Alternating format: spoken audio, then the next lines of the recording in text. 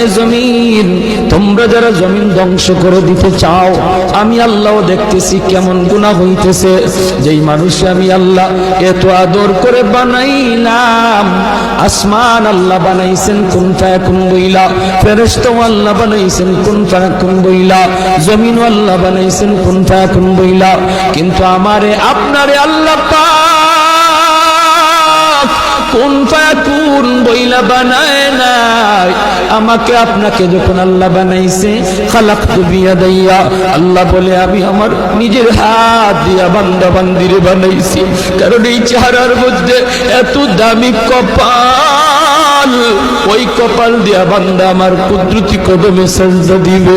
এই কপালটার এত দাম, এই কপাল কুন ফায়াকুন বললে হয় না, এই কপাল ফেরেশতাদের হাতে বানাইলেও হয় না, আমি আল্লাহ নিজের হাতে বানাইছি।